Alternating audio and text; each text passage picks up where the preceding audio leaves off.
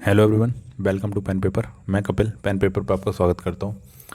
जैसा कि आप जानते हैं कि हम लोग वनडे एग्ज़ाम की प्रिपरेशन कर रहे थे और जो वन लाइनर क्वेश्चंस हैं जो प्रीवियस ईयर में लगातार क्वेश्चन पूछे जाते हैं उन क्वेश्चनों का रिवीजन कर रहे थे और उनके बारे में जान रहे थे। ठीक है, तो आई होप आपको ये वीडियो पसंद आएगा। इससे पहले मैंने इसका मौर्य एम्पायर का जो था 50 इंपॉर्टेंट के क्वेश्चन की एक सीरीज़ कराई थी। बाकी रिमेनिंग क्वेश्चन मैं इस सीरीज़ में करा दूंगा। ठीक है, इससे पहले आप जाके पुरानी वीडियो को देख सकते हो जिसमें बौद्ध धर्म, जैन धर्म, ठीक है, महाजनपद काल के बारे में पढ़ा दिया गया है। ठीक है, ये आपके जितने भी आने वाली जो परीक्षाएं हैं वनडे एग्ज़ाम के लिए ये बहुत इंपॉर्टेंट क्वेश्चन की सीरीज़ है। ठीक है, अगर आपको पसंद आती है तो चैनल को लाइक करें, अपने दोस्तों में शेयर करें। ठीक है, तो चलो फर्स्ट क्वेश्चन देखते हैं। किसने पाटलिपुत्र को पोलीब्रोथा कहा? पाटलिपुत्र को पोलीब्रोथा किसने कहा था? मैगस्थनीज।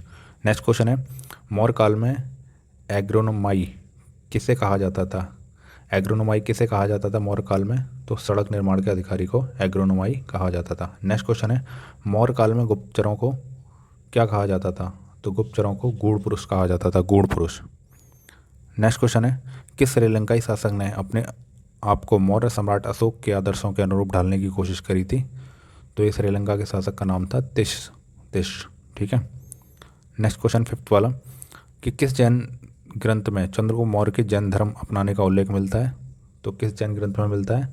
परिशिष्ट पर्वन। अगला क्वेश्चन है, किस महीने में मौर्यों का राजकोषीय वर्ष यानी फिस्कल ईयर आरंभ होता था? ठीक है, तो आपका ये महीना है आषाढ़ का यानी जुलाई का।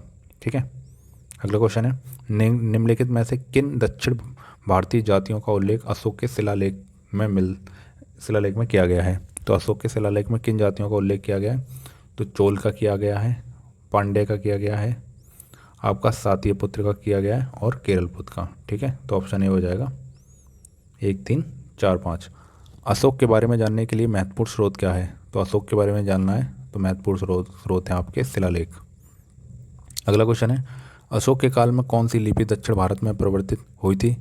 तो अशोक के काल में दक्षिण भारत में ब्राह्मी।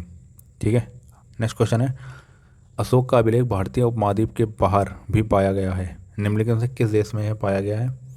तो अभिलेख कहाँ मिला है? अफगानिस्तान के अंदर। ठीक है, अफगानिस्तान।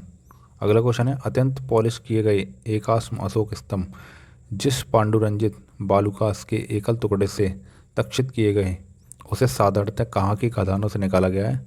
तो मिर्ज़ापुर के समीप चुनार की खदानों से निकाला गया है। ठीक है, अगला क्वेश्चन है, भारतीय लिखने की कला नहीं जानते, यह किसने कहा था? ठीक है, किसने कहा था ये?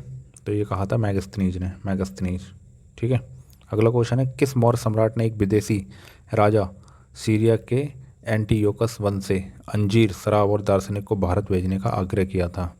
ठीक है, तो सीरिया के राजा ने तो ये किया था बिंदुसार से। ठीक है, अगला क्वेश्चन है, अशोक के द्वारा कलिंग पर चढ़ाई की जानकारी के लिए कौन से सबसे महत्वपूर्ण स्रोत हैं?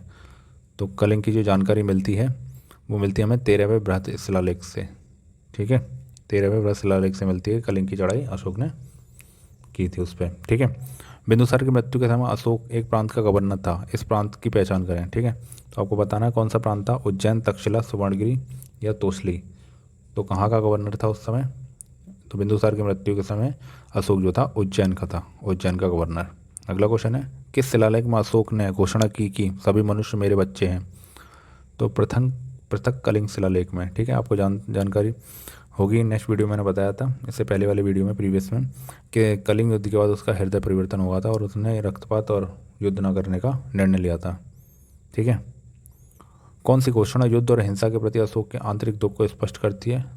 तो कौन सी घटना है? कलिंग का पृथक शिलालेख में ये बात पता चलती है। ठीक है, अगला क्वेश्चन है, किस शिलालेख में अशोक की यह घोषणा अंकित है कि किसी भी समय चाहे मैं खाता हूँ या रानी के समीप विश्राम करता हूँ या अपने अंतशाला में रहूँ, मैं जहाँ भी रहूँ मेरे महामात्र मुझे सार्वजनिक कार्य के लिए संपर्क कर सकते हैं? तो किस में कहा था? छठे शिलालेख में। ठीक है, अगला क्वेश्चन है, निम्नलिखित में से कौन सा अवरोही क्रम में जिला स्तर के अधिकारियों का नाम बताता है? अवरोही क्रम में जिला स्तर के अधिकारियों का नाम कौन बताता है? तो सबसे बड़ा अधिकारी होता है प्रादेशिक, राजुक, फिर युक्तक।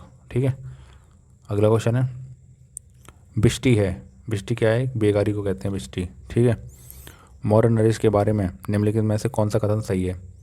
मौर्य नरेश के बारे में पूछा जा रहा है। उन्होंने विकास किया था संस्कृत कला और साहित्य का, ऑप्शन ए।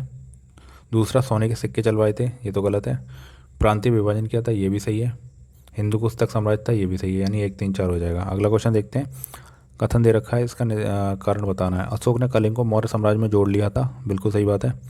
कलिंग दक्षिण भारत को आने वाली स्थलीय और समुद्री मार्गों को नियंत्रित करता था, ये बात सही है, ठीक है।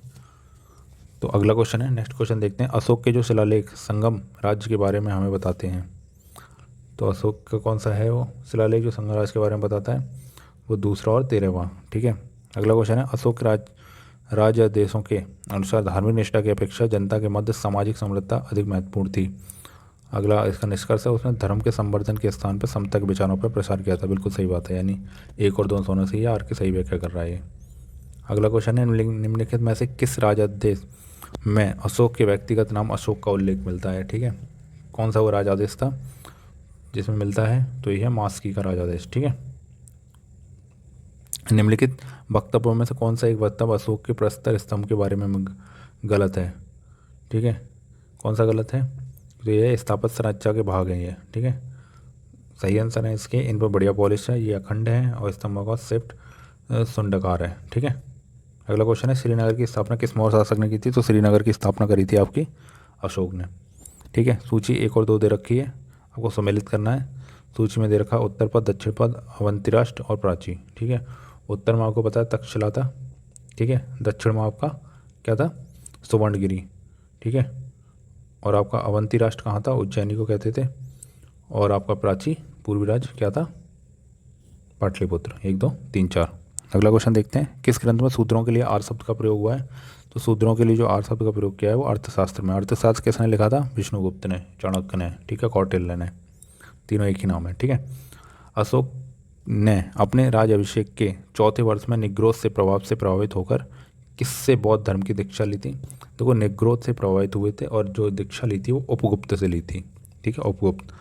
अगला क्वेश्चन है, मौर्य काल में सीता से तात्पर्य क्या है? तो सीता राज की भूमि से प्राप्त आय को सीता कहते थे मौर्य काल में, ठीक है। राज की भूमि से प्राप्त आय को सीता कहते हैं। निम्नलिखित में मौर्य काल का सबसे अच्छा नमूना कौन सा है? तो मौर्य काल का सबसे अच्छा नमूना है स्तंभ, ठीक है, स्तंभ। अगला क्वेश्चन है, कहाँ से प्राप्त अभिलेखों से मौर्य काल में अकाल, सूखा जैसे देवी प्रकोप के समय राज्य द्वारा राहत कार्य किए जाने का विवरण मिलता है? तो आपका आपका एक तो महास्थान से जो बांग्लादेश में है और दूसरा सैगोरा से मिलता है, ठीक है। अगला क्वेश्चन है, सैगोरा उत्तर प्रदेश में है। अशोक ने श्रीलंका में बौद्ध धर्म का प्रचार हेतु किसे भेजा था? तो अशोक ने भेजा था महेंद्र और संघमित्रा को। और भी दोनों ऑप्शन सही है, ठीक है। अगला क्वेश्चन है, अशोक के मन सेहरा यानी पाकिस्तान में और सहजगढ़ी से प्राप्त बृहद शिलालेखों में किस लिपि का प्रयोग किया गया? तो इसमें किसका प्रयोग किया गया? खरोष्टी, खरोष्टी। कहाँ से अशोक के द्विभाषाई ग्रीक और आरामाइक अभिलेख प्राप्त हुए हैं? तो शेरे कुना, जिसको कांदार कहते हैं, जो अफगानिस्तान में आज के समय में, ठीक है। अगला क्वेश्चन देखते हैं, कौटिल्य द्वारा रचित अर्थशास्त्र कितने अधिकरणों में विभाजित था? तो जो आपका अर्थशास्त्र था वो 15 अधिकरणों में विभाजित था, ठीक है। बहुत इंपॉर्टेंट क्वेश्चन है, लगातार पूछा जाता है, याद रखिएगा, ठीक है। अर्थशास्त्र में उल्लिखित सप्तांग में सम्मिलित थे तो राजा, क्षेत्र, प्रशासन और कोष, ठीक है। अगला क्वेश्चन देखते हैं, अशोक का समकालीन तुर्मे कहाँ का राजा था? तो जो तुर्मे था वो कहाँ का राजा था? तो ये आपका मिस्र का था, ठीक है। किसके शासनकाल में डायमैक्स या डीमैकस भारत आया था? डायमैक्स या डीमैकस, ठीक है। तो ये बिंदुसार के। अगला क्वेश्चन देखते हैं, आखिरी क्वेश्चन है ये, निम्नलिखित अभिलेखों में से किसमें अशोक का नामोल्लेख मिलता है? तो गुर्जर अभिलेखों में अशोक का नामोल्लेख मिलता है, ठीक है। आई होप आपको ये वीडियो पसंद आई होगी। पसंद आई हो तो चैनल को लाइक करें, अपने दोस्तों में शेयर करें और सब्सक्राइब करें, ठीक है। और चैनल में क्या क्या सुधार हो सकता है इसके लिए आप हमें सजेशन भी दे सकते हैं, ठीक है। Thank you.